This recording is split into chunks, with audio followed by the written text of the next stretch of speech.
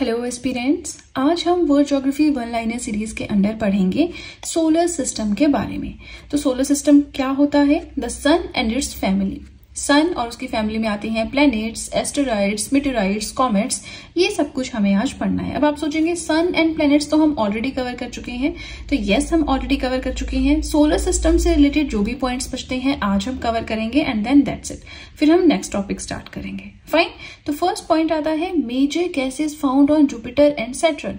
Jupiter and Saturn दो planets हैं, ठीक है, जोवियन प्लैनेट्स हैं ये।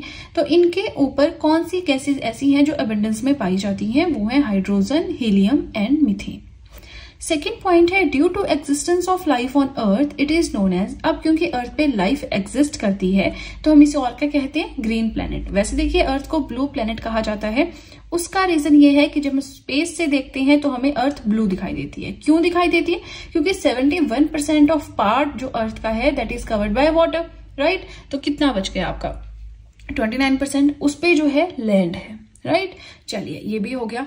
थर्ड पॉइंट देखते हैं, the rings of Jupiter is made up of. अब जो जुपिटर के अराउंड रिंग्स हैं कौन से मटेरियल से बने हुए हैं? क्वेश्चन आपका ये है। तो ये बने हुए हैं सिलिकेट से। फोर्थ पॉइंट है ट्विन स्टार ऑफ सन। हमने पढ़ा ना कि अर्थ ट्विन हम किसे कहते हैं? वीनस को, क्योंकि उसकी शेप, रोटेशन पीरियड, बहुत सारी चीजें अर्थ जैसी हैं ऑलमोस्ट, इसलिए। तो वैसे ही ट्विन स्टार ऑफ सन को कहते हैं नेमेसिस को, राइट। नेक्स्ट पॉइंट है celestial phenomenon responsible for destruction of stars. ऐसा कौन सा फिनोमिना है जिसके अंडर स्टार्स डिस्ट्रक्ट हो जाते हैं? तो वो है ब्लैक होल, ठीक है। अब ब्लैक होल क्या है इसके बारे में ऑलरेडी हम पढ़ चुके हैं, राइट। कि चंद्रशेखर लिमिट के बारे में हमने पढ़ा था जिसमें दो सिचुएशंस क्रिएट हो जाती हैं। मास ज्यादा हो जाए तो क्या होता है, कम हो जाए तो क्या होता है, वो सब हम ऑलरेडी कवर कर चुके हैं, राइट।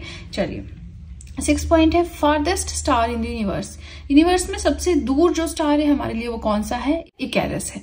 7th पॉइंट है 2 प्लैनेट्स विद नो सैटेलाइट्स। ऐसे कौन से प्लैनेट्स हैं जिनका कोई सैटेलाइट है ही नहीं? तो वो है मरकरी एंड वीनस, ठीक है। 8th पॉइंट, अब देखिए हम थोड़ा सा इस साइड आ गए, एस्टेरॉइड्स, मेटेराइड्स, कॉमेट्स इस साइड आ गए हैं, ठीक है। तो यहाँ पे बात कर रहे हैं comets, that comets are also called as Hale Bopp और हेली। हेल-बॉप या हेली के नाम से भी ये जाने जाते हैं। अब ये होते क्या है कॉमेट्स? तो हमें बड़ा कंफ्यूजन रहता है इन तीन टर्म्स में, तो बहुत अच्छे से मैं एक्सप्लेन करूंगी, ध्यान से सुनिएगा।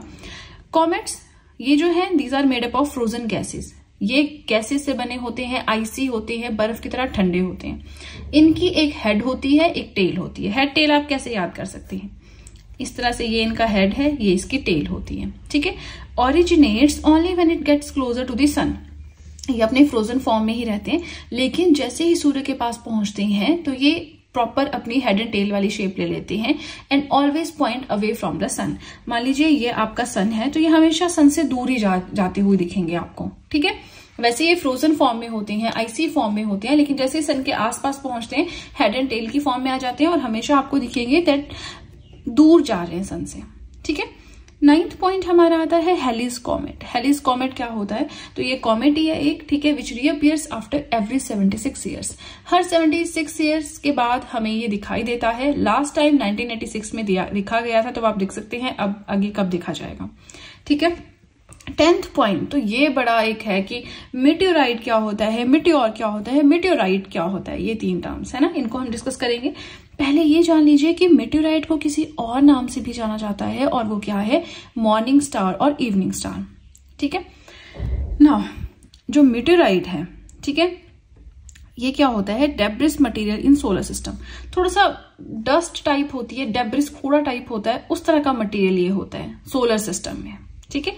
नाउ मीटियोर क्या होता है? The visible path of meteorite that enters earth's atmosphere. कई बार मीटियोराइट क्या करता है? Proper debris material solar system में इधर घूम रहा है, लेकिन कई बार ये अर्थ के एटमॉस्फेयर में एंटर कर जाता है। तो उसके बाद क्या होता है? जब अर्थ के एटमॉस्फेयर में एंटर कर गया तो हमें कुछ ऐसा पाथ सा दिखाई देता है आसमान में।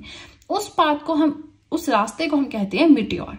और मीटियोराइट क्या होता है? If meteorite reaches the ground, अगर ये पूरा जमीन तक पहुंच जाए तो हम उसे मीटियोराइट कहते हैं। सोलर सिस्टम में मीटियोराइट, अगर एटमॉस्फेयर में एंटर कर जाए तो मीटियोर, मीटियोराइट अगर ये ग्राउंड पे पहुंच जाए। और मीटियोर शार क्या होती है? मैनी मीटियोर्स अपीयरिंग सेकंड्स और मिनट्स अपार्ट। कुछ सेकंड्स के बाद या कुछ मिनट्स के बाद एक मीटियोर आपको दिखाई दे रहा है, देन उसको हम बोलते हैं मीटियोर शार, ठीक है जी। अब देखिए हमारा ये भी हो गया। अब लास्ट पॉइंट हमारा रहता है एस्टेरॉइड्स के बारे में। हमने कॉमेट्स के बारे में अच्छे से जान लिया, मेटेओराइट के बारे में जान लिया, इससे ज्यादा है भी नहीं इसमें ऐसा जानने के लिए।